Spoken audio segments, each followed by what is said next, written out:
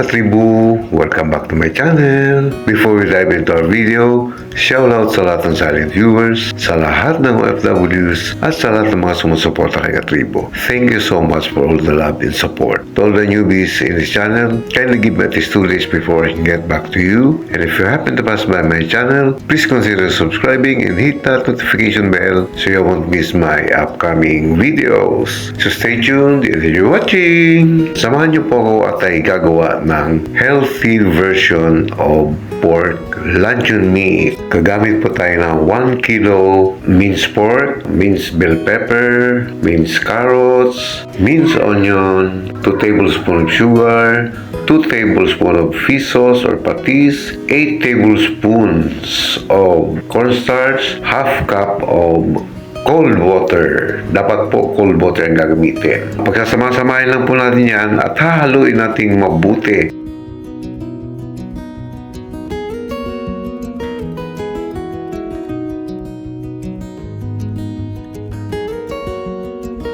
Ayan, munti ko na makalimutan yung paglalagay ng ground pepper. So, ayan, wala na tayong nakalimutan. Kumpleto na yung ating mga pantimpla. Haluin mabuti hanggang sa makuha natin yung ganitong consistency. So, okay na po ito, kaya ilalagay na po natin sa llanera. At kailangan po ay siksiking mabuti para firm yung magawa nating pork luncheon meat.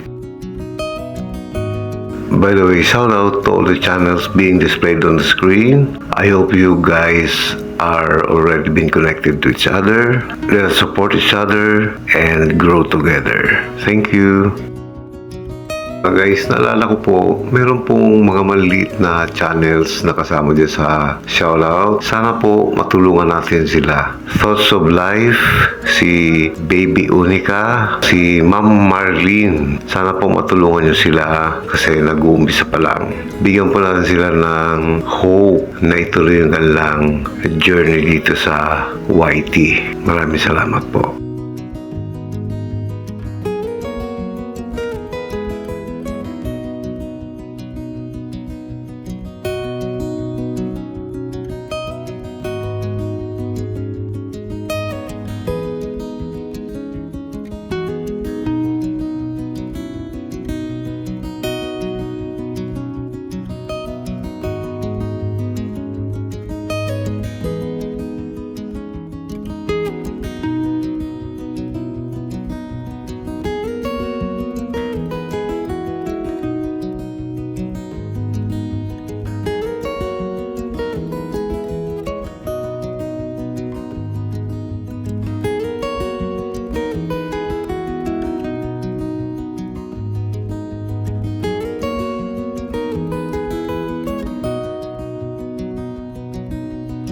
So, ayan po, nilagay natin sa llanera. So, babalutin natin siya ng plastic. I-steam pa natin siya for at least 20 minutes.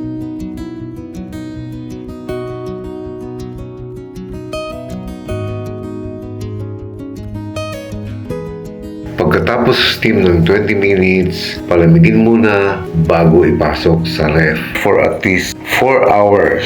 Or mas mabuti kung overnight. But as of now, 4 hours lang para makapagluto tayo para sa ating taste test. So, nakasalang na po, steam natin for 20 minutes.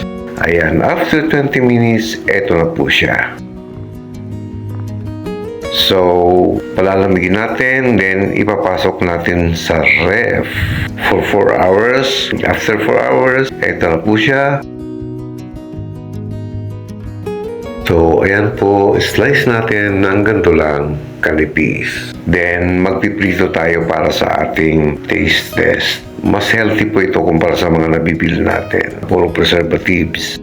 So, ayan, magpiprito na tayo. Bango.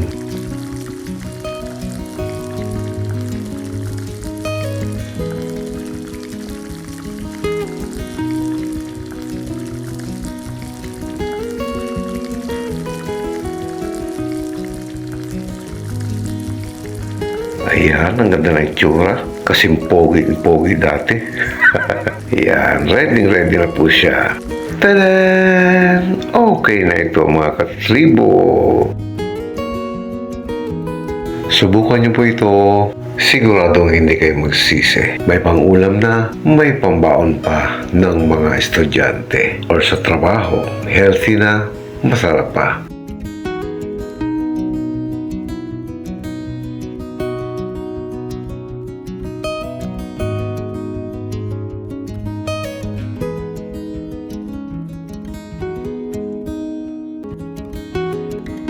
Yan, titikman natin. Yummy. By the way, shoutout sa aking mga ganda and very supportive channel members. Ayan po sila. Kindly visit their channels and please do support them. Thank you!